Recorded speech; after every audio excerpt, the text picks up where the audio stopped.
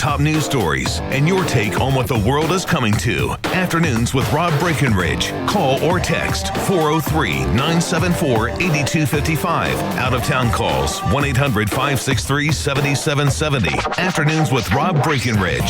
770 CHQR. Let me premise this next story with a couple of observations here. Canada is a country that values freedom of religion, that you can choose what it is you believe or not believe. You can change what it is you believe. You can abandon one perspective and embrace another. We're also a country that values freedom of expression, and that involves the ability to talk about those beliefs and talk about those views, talk about why you've embraced or rejected a certain perspective. So, with that said, this next story I think is very troubling. A speech that was to take place at Mount Royal University has been canceled, and the horrific tragedy last week in New Zealand has been cited as a reason why. Now, Armin Navabi is the individual who was set to speak. He is, in fact, in studio with us here today. He is a former Muslim. He is a secular activist. He is founder of Atheist Republic. And he's in studio with us here today. Armin, thanks so much for being with us here today. Thank you for having me. Now, also point out, we have in studio with us Lois Edwards, who's with the Atheist Society of Calgary, also an interfaith chaplain, a secular representative of the interfaith chaplaincy at MRU. Lois, thanks for being here today. Thank you. All right, so we'll talk a bit more about what happened at the university, but Armin, let's give people a better understanding, some insight into your perspective, some of the issues you were here to talk about, which involves obviously your own journey as a former Muslim, now an atheist. So give us an overview then of who you are, what you represent. Yeah, as you mentioned, I'm the founder of a group called Atheist Republic, which is the world's largest atheist group. And we try to have these discussions as much as possible to normalize atheism, but also to normalize having these discussions with religious people, to just make disagreement with religion not that big of a deal. And I'm happy to say there are many religious people that don't have any issue with us criticizing their religion, Mm-hmm. and they tell us why they have a problem with atheism. And I think the more we have these discussions, the less they lead to hatred, because it's nothing other than a disagreement. Right. I think if you were an ex-atheist who became a Muslim, Mm-hmm. and you were speaking at this university, there would be much less controversy, I suspect. I mean, if a Muslim imam, former atheist Muslim imam, speaker, wanted to speak at an event in a university, Mm-hmm. and there was an Islamic terror attack, I think it would be ridiculous for a university to cancel that event, right, because this was a Muslim speaker and it was just right after an Islamic terror attack. That has nothing to do with that imam. So I think if we think that would be ridiculous, this is also ridiculous. Well, and I think it is. I don't see what bearing your own personal journey and why you've rejected one worldview, embraced another, what that has to do with this white supremacist who would probably just as soon kill you as these Muslims in New Zealand. What that has to do with you? What do you make of the notion that somehow what you're there to talk about is linked to what happened there? Well, I think the extremes on all sides benefit from having less conversations, because the extremists on the left and on the right, or whatever way you want to define it, they want to convince all of us, Christians, Muslims, atheists, that our disagreements are more than just disagreement, that if we disagree with each other, we must hate each other, because their movements is fueled by hate.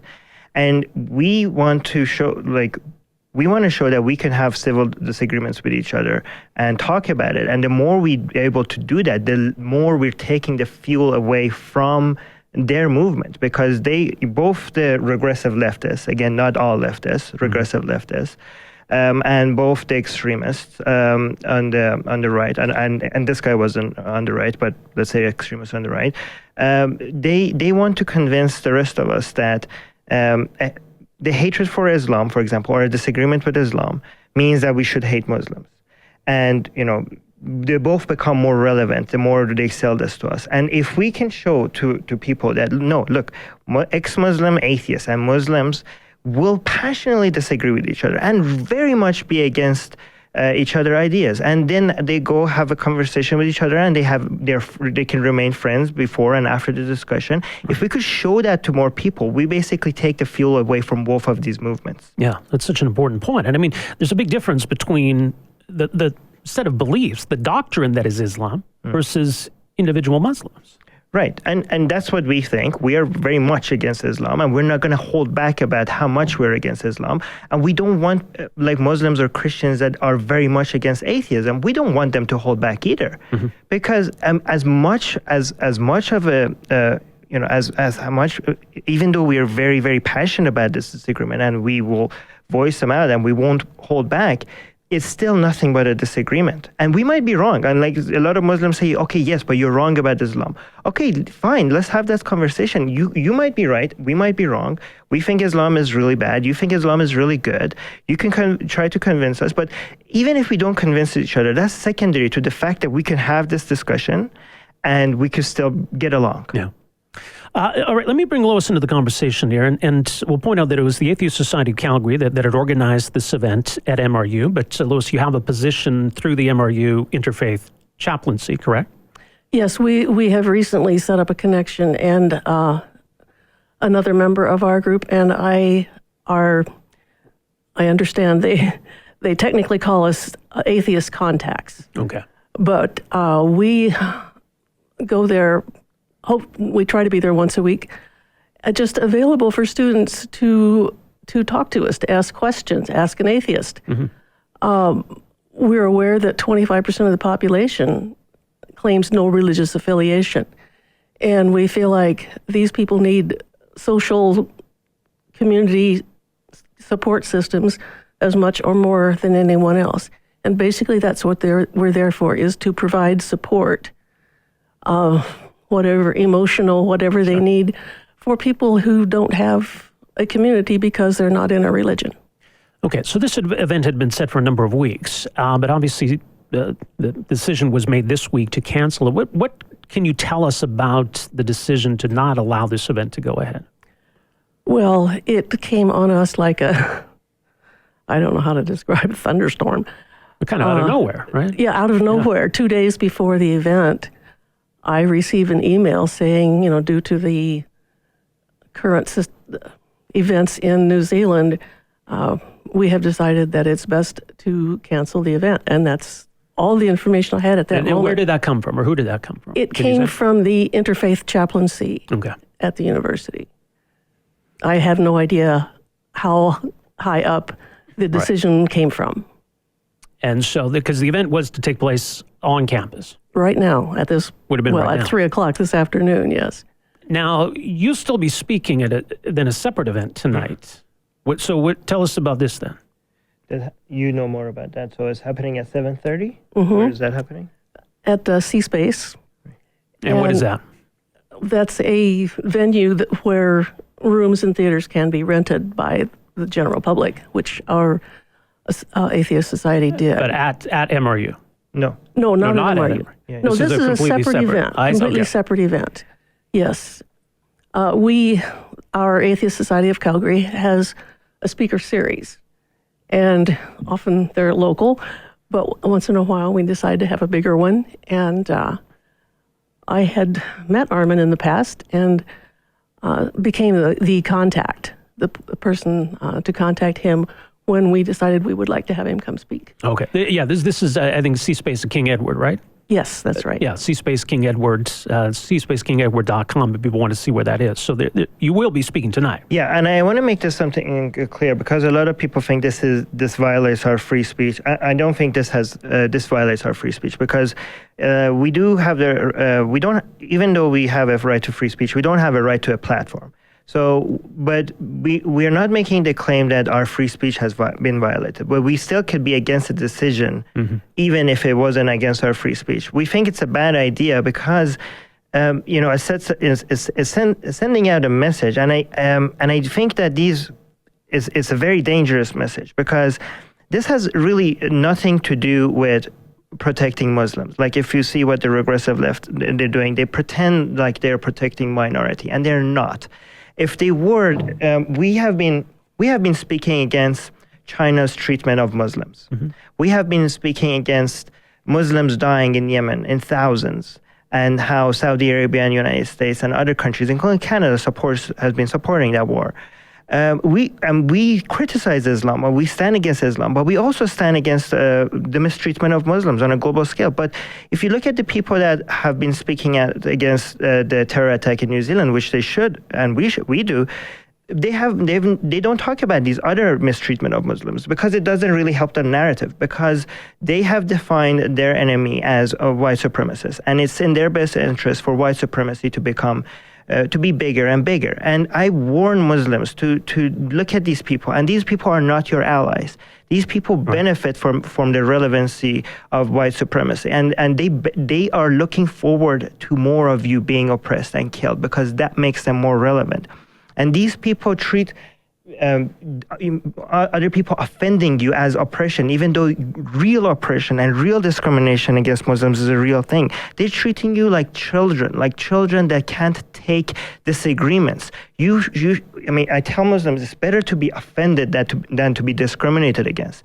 You should see allies and people that treat you like adults, that treat you like people that could take disagreements with your ideology, and they might challenge your ideas, they might challenge Islam, but if people are discriminating against you, if people are oppressing you, we will also challenge people that are against your rights. Yeah. We will defend your rights, even though we challenge Islam.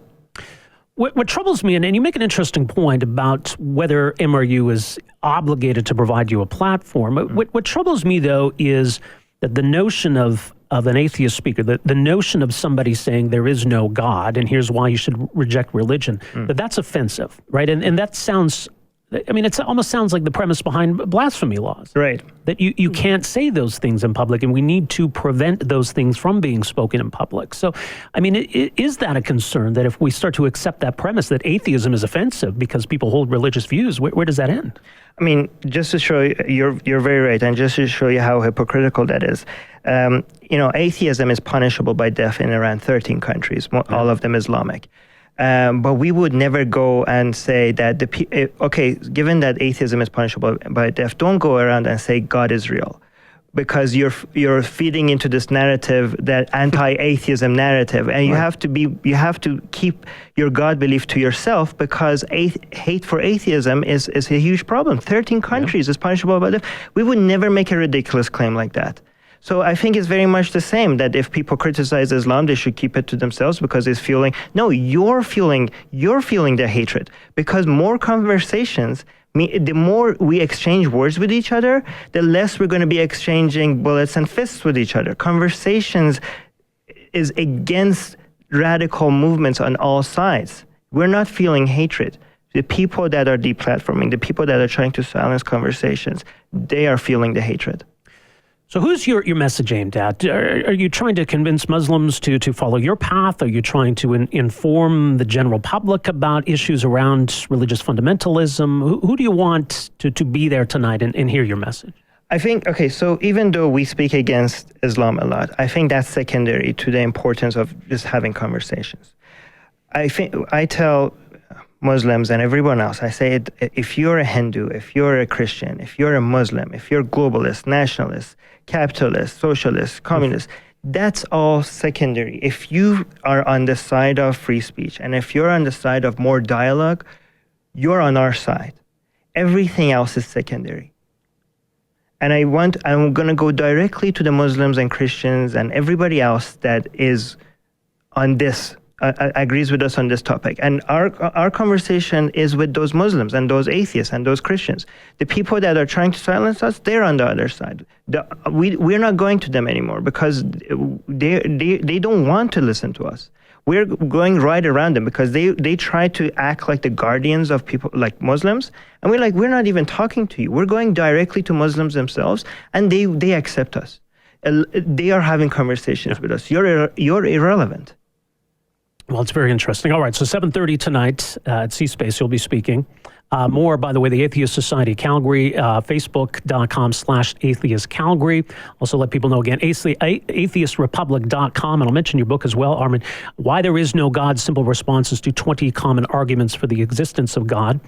I'll say welcome to Calgary. Unfortunate circumstances around your visit, but thanks so much for coming in here, and to you as well, Lois. Thanks so much. Thank you very much. Thank you for having us. All right. We'll take a break here. 403-974-8255 is the number. We're back with more right after this.